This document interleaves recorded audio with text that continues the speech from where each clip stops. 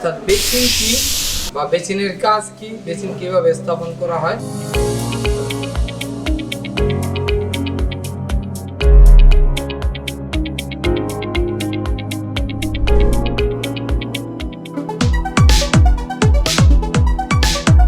আসসালামু আলাইকুম, আমি মোহাম্মদ ইমাম হোসেন। আমি এই ডলফিন ট্রেনিং সেন্টারে দীর্ঘদিন যাবৎ প্লাম্বিং অ্যান্ড পাইপ ফিটিং এর ট্রেনার হিসেবে কাজ করতেছি। আশা করি বিগত দিনের আমার ক্লাসগুলো আপনারা মনোযোগ সহকারে দেখেছেন।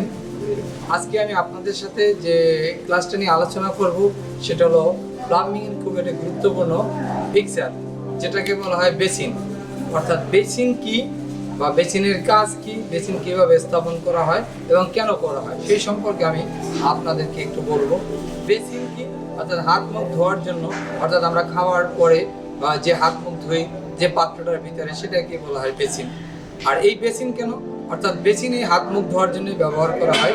তাহলে আসলে কি বেসিনের আমাদের দুটো টাইপের বেসিন আমাদের আছে। সাধারণত আমরা এখানে প্যাডেস্টাল টাইপ বেসিন, তারপরে ওয়াল হ্যাং টাইপ বেসিন, আর এই দুইটা টাইপ আমরা সাধারণত এখানে ব্যবহার করি। আর এই আজকে যেটা আমি আপনাদেরকে দেখাবো সেটা প্যাডেস্টাল টাইপ বেসিন, অর্থাৎ সেটা কীভাবে সেট করে।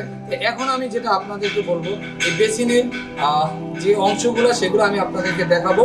আর দ্বিতীয় হচ্ছে যে বেসিনটার যে পার্টসগুলো আছে সেগুলো কীভাবে বেসিনের ভিতরে সেট করে সেটা আমি এখন আপনাদেরকে দেখাবো। এরপরে আমি যেটা আপনাদের সাথে করব, আসলে বেসিনের একটা নির্দিষ্ট স্ট্যান্ডার্ড মাপ আছে, সেই মাপটা কি, অর্থাৎ বেসিন সাধারণত 34 থেকে 35 ইঞ্চির ভিতরে হাইটে থাকে বেসিন।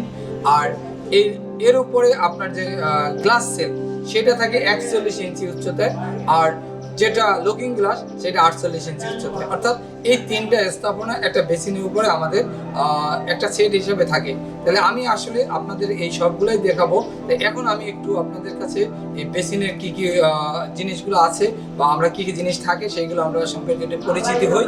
তারপরে আমি আপনাদের বেসিন কিভাবে স্থাপন করা হয় সেই মার্কিং করব এবং দেখাবো আসলে কোথায় কিভাবে বেসিন স্থাপন করা হয়।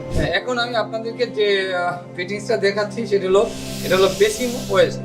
অর্থাৎ বেসিনের যে ওয়েস্ট আছে, অর্থাৎ বেসিনের এই ওয়েস্টটা কোথায়, অর্থাৎ যেখানে ময়লা পানিটা ধোয়ার পরে এটা চলে যায় সেই ওয়েস্টটা নাম হলো বেসিন ওয়েস্ট।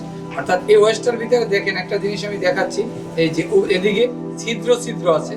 এই ছিদ্র কেন, এখান থেকে যদি বড় ময়লা বা কিছু থাকে যেটা বেসিনের ভিতরে না যেতে পারে, অর্থাৎ এখানে বেঁচে থাকে, সেই জন্য এই ছিদ্রগুলো দেওয়া হয়। আর এখানে দেখা যাচ্ছে কিছু, দেখেন এই ওয়াশার। অর্থাৎ ওয়াশার কি, এই ওয়াশারটা হলো এই রাবারের ওয়াশার, যাতে এটা দ্বারা পানি লিক না করে। আর এটা হলো কি ব্যাক নাট, অর্থাৎ এই বেসিন ওয়েস্টটা টাইট দেওয়ার জন্য এই ব্যাক নাটটা ব্যবহার করা হয়। এটার সাথে আমাদের এই তিনটা জিনিস সম্পৃক্ত। এখন দেখেন এইখানেও একটা ছিদ্র আছে। এই ছিদ্রটা কি, এই ছিদ্রগুলো দ্বারা যদি ওভারফ্লো হয় পানি, সেটা এই ছিদ্র দ্বারা বের হয়ে যায়। এটা হলো বেসিন ওয়েস্ট। এবার আপনি এটা হলো বেসিন মুভিং পিলার কক। অর্থাৎ বেসিন মুভিং পিলার কক কি, অর্থাৎ এই ককটাকে বলা হয়, আমরা সাধারণত কল হিসেবেও ব্যবহার করি, যে বেসিন কল। অর্থাৎ দেখেন এটা মুভ করা যায়, এই যে কোনো দিকে মুভ করা যায়, এই জন্য মুভিং পিলার কক বলা হচ্ছে। আর এটা কন্ট্রোলিং এর জন্য এখানে একটা চাবি আছে। অর্থাৎ আমি যদি এই চাবিটা এই দিয়ে ডানে নিই তাহলে আমার কি খুলবে, আর বামে নিলে বন্ধ হবে। অর্থাৎ এই চাবিটা খোলা এবং বন্ধ করার জন্য। দেখেন এটার পিছনেও একটা নাট আছে যেটা দিয়ে এটাকে আটকানো হয়। তারপরে দেখেন এটা হলো বেসিন ওয়েস্ট পাইপ। আমি বলছিলাম বেসিন ওয়েস্ট আগে, এটা হলো বেসিন ওয়েস্ট পাইপ। এই ওয়েস্ট পাইপটা কি, অর্থাৎ বেসিন ওয়েস্টের সাথে এই ওয়েস্ট পাইপটা কানেকশন করে দেওয়া হয়, যাতে এই ময়লা পানিগুলো নিচে দিয়ে চলে ড্রেনে চলে যেতে পারে, সেই জন্য এই ওয়েস্ট পাইপটা ব্যবহার করা হয়। এই এখন যেটা দেখাবো এটা কানেকশন পাইপ বা লেড পাইপ। অর্থাৎ এটা দ্বারা বেসিনের এই যে আমার পিলার কক আছে তার সাথে পানির লাইনকে কানেকশন করা হয়। অর্থাৎ লাইন থেকে সরাসরি পানিটা এই পাইপের মাধ্যমে এই কলের ভিতর থেকে বেসিনে আসে। এটা হলো এই কানেকশন পাইপ। এখন আমি এই বেসিন ওয়েস্ট লাগাবো। তাই এখন কি করবো, আমি বেসিনটা সতর্কতার সহিত একটু হাতের উপরে নিলাম এবং এটা আমার বডির সাথে রাখতে হবে, কারণ এটা সিরামিক তো যে কোনো সময় পরে ভেঙে যেতে পারে। তো আমি এখন এই ওয়েস্টটা হাতে নিলাম। এই দেখেন একটা ওয়াশার আছে, এই ওয়াশারটা আমি এদিক থেকে সরাসরি দিয়ে চাপ দিয়ে রাখলাম। এখন আমি কি করব, পিছনেও আমার এটাকে টাইট দিতে হবে। কি ধরা এই আর একটা ওয়াশার দিলাম, তাহলে কি এইটার সাথে সিরামিকের সাথে সরাসরি আমার এটার সাথে অ্যাডজাস্ট হয়ে গেল, আর গ্যাপ থাকার কোনো সুযোগ থাকবে না। এখন আমি কি করব, একটা ব্যাক নাট, অর্থাৎ এই ব্যাক নাটটা এটার ভিতরে দিয়ে লাগানোর চেষ্টা করব। আমি দেখি এই যে ব্যাক নাটটা সুন্দরভাবে যাতে লাগে, আমি আস্তে আস্তে হাত দিয়ে আমি চেষ্টা করতেছি, হাত দিয়ে আমি টাইট দিলাম। এখন দেখা যাচ্ছে অনেক সময় এটুকু লুজও থাকতে পারে, লিক করতে পারে। এখন আমি কি এটা স্ক্রুড্রাইভার দিয়ে এদিকে ছিদ্রতে ধরে নেব যাতে এটা না নড়তে পারে। আমি ধরে নিলাম। এখন আমি এখানে কি মানকি রেঞ্চ ইউজ করব। এটা হাতে যে মানকি রেঞ্চ, এই মানকি রেঞ্চটা দেখি এটা টাইট দেবো। আমি এই যে হাতে যেটুকু দিলাম এটাকে আমি সঠিকভাবে টাইট দিয়ে আমি এটাকে আটকাই দেবো, যাতে এখান থেকে আর লিক না করতে পারে। দেখেন আমি এটাকে সুন্দরভাবে টাইট দিচ্ছি, এই দিক দিয়ে ধরে নিচ্ছি যাতে এটা নড়তে না পারে। দেখেন ইজিভাবে, অর্থাৎ এইটা আমার সুন্দরভাবে টাইট না হলে এখান থেকে পানি লিক করবে। তো আমাকে কি করতে হবে, এই জিনিসটা আমাকে সঠিকভাবে টাইট দিয়ে নিতে হবে। দেখেন আমি টাইট দিচ্ছি, আমার এদিকে ধরে নিচ্ছি সুন্দরভাবে।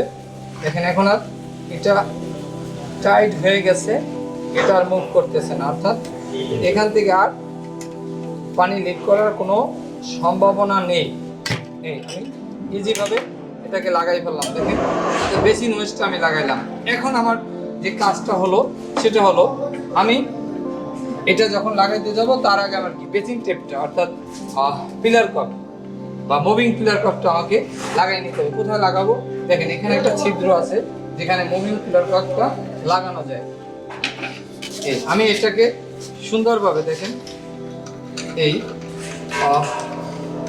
এটার ভিতরে এই স্ক্রু আছে, এই নাট আছে, এগুলো আমরা সুন্দরভাবে যখন সেট আপ করতে যাব তখন দেখা যাবে যে এটার সাথে মিশে গেছে। আমি এখানে দিয়ে এখন আমি যেটা করবো, এটা এখান থেকে নাটটা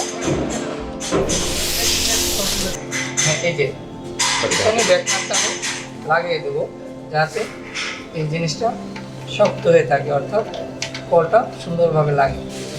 টাইট হয়ে যাচ্ছে এবং এখন আমি ঘুরাই দিচ্ছি, যেহেতু বেসিনের পানিটা আমার এই মাঝখানে বরাবর পড়বে, আমি যে সেন্টার বরাবর রেখে দিচ্ছি। তাহলে কি আমি যে পিলার কপটা আমি সেট করে ফেললাম। এটার সাথে এখন আমার কী করতে হবে, এই যে কানেকশন পাইপটা, এই কানেকশন পাইপটা আমি এই পাইপের সাথে সেট করে নেব যাতে এই পাইপটা দ্বারা এটার ভিতরে পানিটা প্রবেশ করতে পারে। দেখেন আমি এটাও সঠিকভাবে সেট করে নিলাম। এখন আমার কাজ, এখন আমি যখন বেসিনটা আবার লাগাইতে যাব তখন আমরা এই বেসিন ওয়েস্টটা সেট করে নেব। এখানে এটা পেঁচাই নিচ্ছি হালকাভাবে আমার, যাতে লিকটা না করে।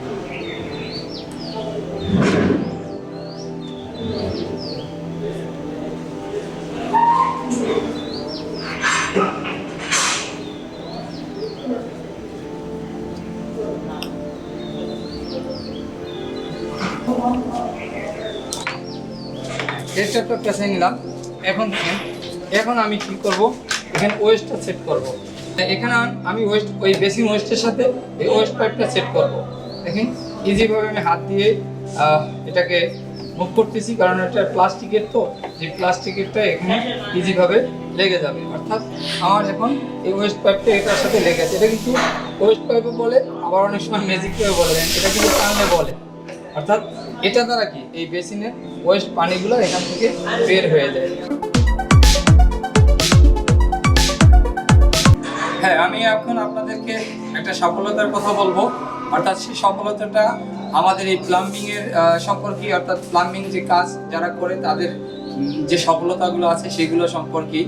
অর্থাৎ আমার কাছে বিগত দিনে যে সফলতার কিছু গল্প আছে সেগুলো হলো, আমি অনেক কাজ এই প্লাম্বিংয়ে করিয়েছি।